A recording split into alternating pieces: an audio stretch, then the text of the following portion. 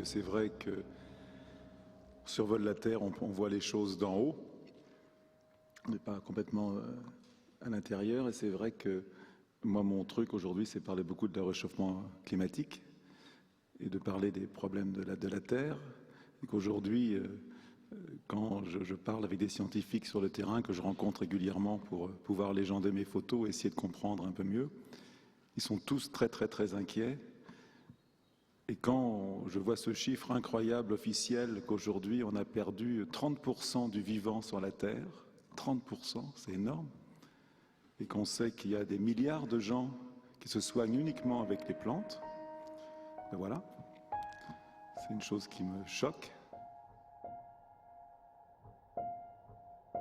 Mon voisin qui désherbe chimiquement, de l'autre côté c'est moi qui suis en bio depuis 30 ans. Donc moi je laisse pousser l'herbe que je travaille après au printemps. Et lui il met des désherbants. Ça fait un peu la vie et la mort quand même, hein. Ça ressemble, oui. C'est inquiétant même. Au niveau du sol à l'intérieur, on voit une différence? La différence elle est assez nette à voir. Si vous voulez on va donner un coup de fourche, vous verrez. Et alors qu'est-ce qu'on va trouver là-dedans? Plutôt qu'est-ce qu'on va pas trouver?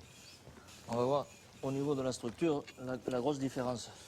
Vous voyez on a ce qu'on appelle une structure feuilletée. La terre se délite en strates, comme un millefeuille. Dès qu'il pleut, l'eau ne pénètre plus, on n'a pas de trou de vers de terre, puisqu'il n'y a pas de matière organique, il n'y a pas de vers de terre. Oui, effectivement, c'est la mort quand même, hein.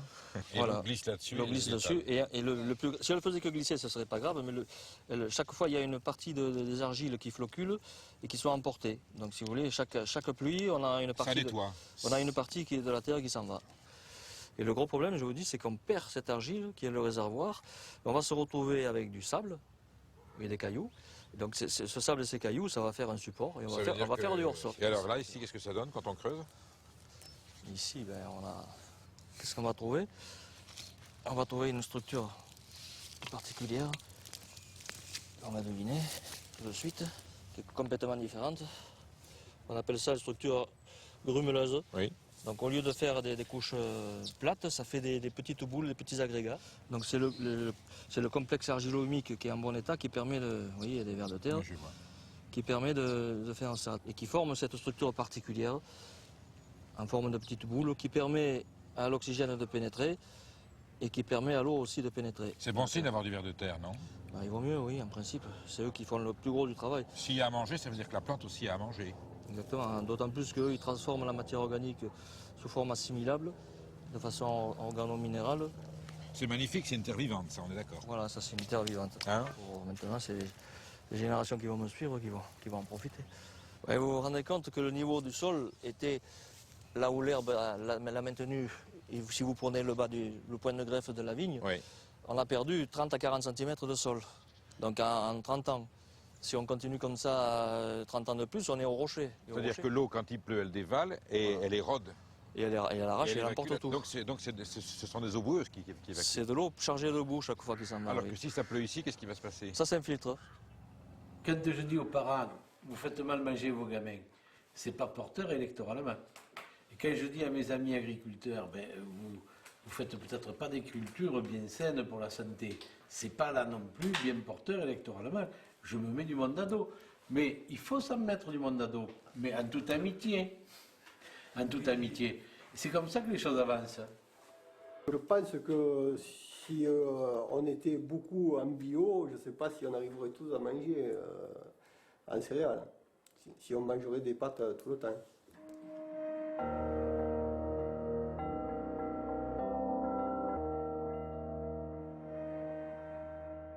Il faut cesser d'empoisonner la terre, l'eau, l'air et les aliments sous l'alibi fallacieux de nourrir l'humanité alors qu'on affame l'humanité.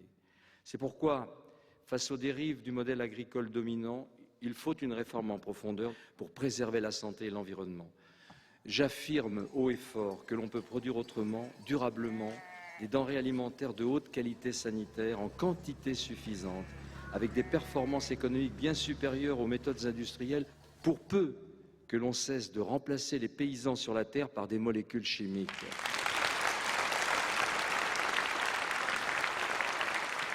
Je pense qu'il y a culturellement dans la tête du monde paysan des verrous à faire sauter pour se dire c'est quoi demain le métier, comment ça se fait que vous nous dites qu'on raisonne les apports, qu'on diminue le nombre d'agriculteurs et par contre on consomme toujours les mêmes quantités, voire on augmente les quantités en France de produits chimiques? C'est-à-dire quand on compare les chiffres d'il y a 10 ans, on consomme la même quantité, le même tonnage de produits chimiques. Et tous ces produits, nous, on ne les utilise pas.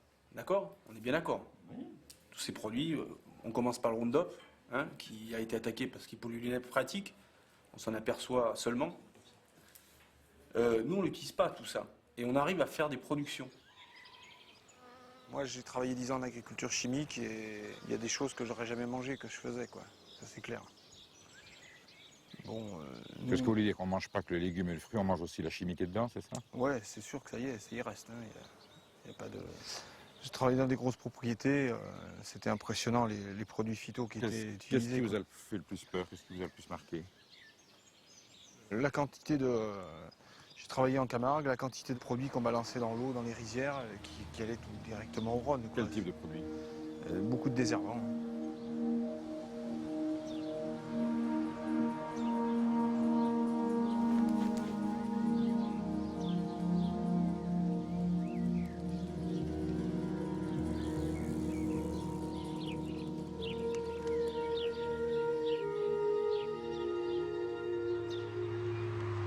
Des experts qui ne sont pas du tout nutritionnistes, qui ne sont pas du tout pro-bio, vous disent qu'il y a deux mesures majeures pour réduire les gaz à effet de serre rapportés à l'alimentation. D'une part, faire évoluer le productivisme agricole vers une agriculture dite durable, pour laquelle la bio est vraiment le modèle.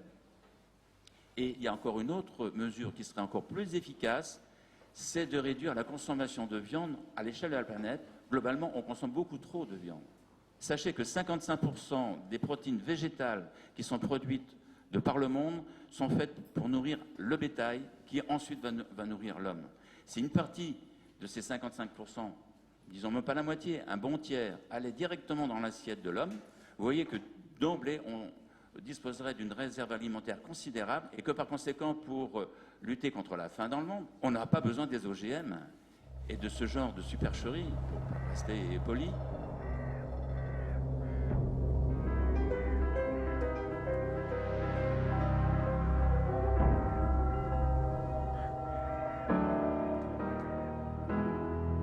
Qu'est-ce que c'est l'équilibre, en fait, entre les viandes et les légumes? L'équilibre, c'est de trouver des équivalences en termes de qualité pour les protéines avec d'autres produits que les produits animaux. Français qui plébiscitent le bio, mais malheureusement, du fait du prix plus élevé, très peu de personnes achètent du bio. Mais sachez qu'en moyenne, pour certains produits, pour beaucoup de produits issus de l'agro-industrie intensive, on pourrait multiplier par 2, 3, voire un facteur 4 le prix indiqué sur l'étiquette. Les subventions que l'on va donner généreusement pour inciter à produire d'une certaine manière, les coûts de la dépollution, les coûts sanitaires que ça peut engendrer, etc. Les coûts économiques aussi, quand on produit de trop, les cours chutent et donc on nous réclame des montants compensatoires. Tous ces coûts-là sont externalisés, c'est-à-dire ils ne sont pas portés sur l'étiquette, mais ils sont déplacés vers vos impôts. Donc si on remettait sur l'étiquette ce qu'il coûte vraiment, du coup, les produits qui paraissent pas chers seraient beaucoup plus chers qu'un produit bio. Et ça, il faut absolument le dire haut et fort. Voilà, il y a un an, moi le bio, c'était pas trop notre tasse de thé, quoi. Hein. Et puis, on s'est mis un petit peu dans le truc en se disant, on va jouer le jeu. On mange tout aussi bien, ça c'est sûr, il n'y a pas de souci. On s'aperçoit aussi qu'au niveau des enfants, il y a une éducation au goût. Alors, on est loin de tout manger en bio. Ce qui est sûr, c'est que le bio, on peut y aller facilement. Ça coûte pas plus cher ni quoi que ce soit. Juste de se dire, effectivement, essayer de faire attention à ce qu'on mange. C'est avant tout une prise de conscience. Quand on voit un agriculteur qui, par exemple, ne consomme pas ce qu'il produit. Moi, j'étais élevée dans une famille d'agriculteurs, on mangeait ce qu'on produisait. Aujourd'hui, quelqu'un qui a un poulailler industriel, je suis désolée, il a sa production à côté. Elle est bien bonne pour le petit peuple et le bon peuple, mais par contre, lui ne consomme pas. Donc, y compris au niveau de la conscience, il a pris conscience que ce qu'il faisait n'était pas bien. Alors après, il s'abrite derrière tout un tas de... Une idée objective et statistique de l'incidence de ces pesticides ou de cette pollution sur la mortalité ou sur la morbidité. Alors ce qu'on sait, c'est que la morbidité, c'est-à-dire le nombre de nouveaux cas de cancer, a augmenté de 93% en 25 ans chez l'homme. Alors je ne dis pas que tous sont liés aux pesticides, mais ce qu'on sait, on va restreindre petit à petit l'incertitude. C'est que les scientifiques ont étudié, par exemple, des populations de vrais jumeaux pour voir quelle était la part de l'hérédité dans les cas de cancer et quelle était la part de ce qui était après lié des facteurs environnementaux au sens large. Eh bien, ils sont aperçus que pour tous les cancers, il y avait plus de 50% de cas qui étaient liés à des facteurs environnementaux, que pour certains cancers, ça pouvait même aller jusqu'à 90% de la responsabilité liée à l'environnement. Donc déjà, on sait que l'environnement au sens large a un impact important. Loin devant, le tabac, qui était un facteur de risque multiplié par 3, la consommation d'alcool multipliée par 2, enfin voilà. On a malgré tout une espérance de vie dans nos pays dits évolués. On a une espérance de vie qui ne cesse d'augmenter. Ces statistiques sont faites sur des études de parcours de personnes qui sont nées dans les années 1920-1930 et qui, pendant leurs 20 premières années, n'ont pas connu l'exposition aux produits chimiques de synthèse. Ni d'ailleurs aux radiations ionisantes, ni à tout un tas d'autres trucs, pratiquement, à part les produits... Ni d'alimentation raffinée, etc. Madame Delciel, peut-être... Moi, j'ai peut-être une clé différente, parce que je ne suis pas médecin, je suis simplement infirmière. Et c'est vrai qu'au niveau du monde médical, il y a pareillement que les laboratoires qui vendent ces produits phytosanitaires, il y a une omerta d'établis, exactement pareil, comme un chapeau mis sur la cocotte qui commence à bouillir. Et je pense pertinemment, moi en voyant, ça fait 23 ans que je suis infirmière, que l'on n'a jamais vu autant de gens cancéreux qui meurent de plus en plus jeunes, d'enfants qui sont touchés par cette maladie aussi à tout niveau, que ce soit au niveau du rein, au niveau des tumeurs cérébrales, on en voit un maximum, et que le monde médical, bon nombre de gens du monde médical continuent à faire croire aux gens que ce n'est pas vrai. Si ça fait plus de 10 ans ou 15 ans en fait, que tous les élus politiques, enfin, ou une majorité de politiques sont au courant de ces problèmes et qu'on n'avance pas plus vite que ça, qu'est-ce qu'il faut faire en tant que citoyen ? C'est compliqué, mais il y a plein de moyens. Il y a la résistance locale, ce que vous êtes en train de mettre en place aujourd'hui, de manière simple, dans votre intérêt, dans l'intérêt de vos enfants. Vous encouragez les agriculteurs bio, vous leur offrez un marché proche, c'est intéressant, il y a moins d'intermédiaires, ils vont sans doute mieux vendre leurs produits. Et donc faire plus de... La valeur ajoutée va aller plus chez eux que chez le grossiste, c'est intéressant. Toujours mieux de vendre comme ça qu'à la grande surface, à des centrales d'achat qui vont les étrangler. On n'a jamais eu autant d'arguments que maintenant. Mais on n'a jamais eu autant de résistance non plus. Le poids des lobbies est absolument énorme, ils sont absolument partout. Jusque dans la Commission européenne, où ils tiennent les affaires. C'est eux qui proposent les textes qui sont proposés par les commissaires, il ne faut pas avoir peur de le dire.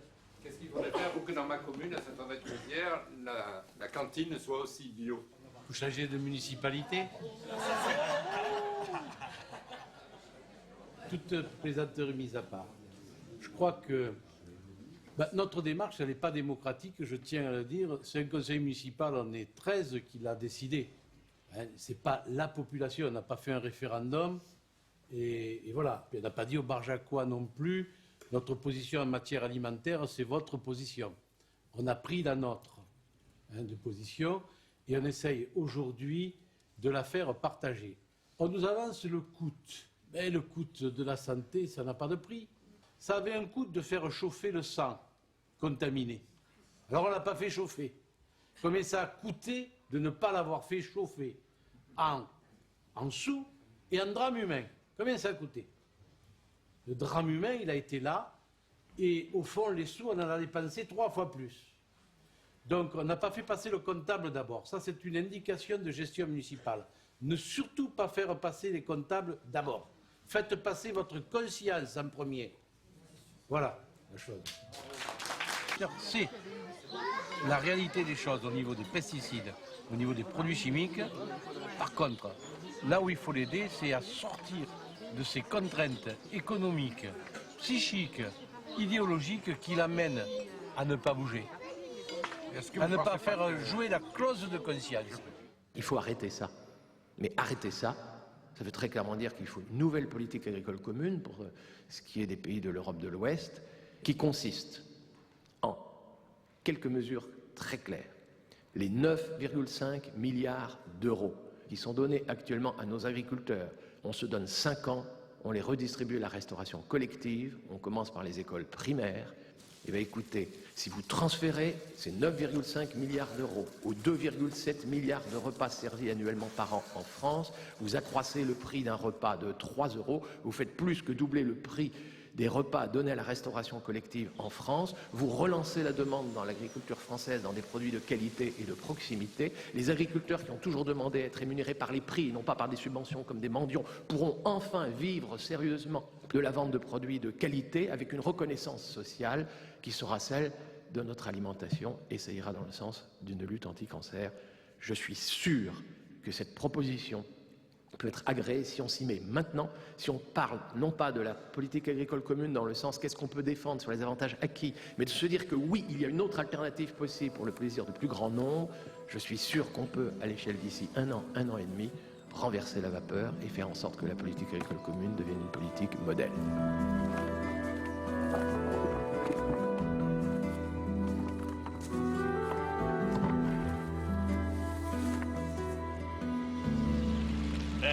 Vous ne payez pas le gâteau, hein? Surtout celle de la fête de ce soir, mais... Ah, d'accord. Mais c'est pas trahir un secret? Je sais pas. On les a déjà chantés. Ah bah d'accord. Alors, redonne-la moi. Alors...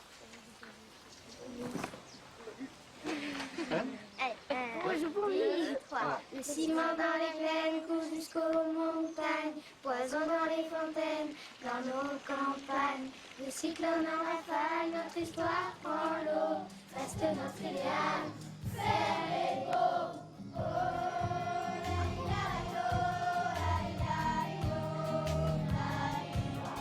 Puisqu'il faut changer les choses, aux citoyens, il est grand temps qu'on propose un monde pour demain.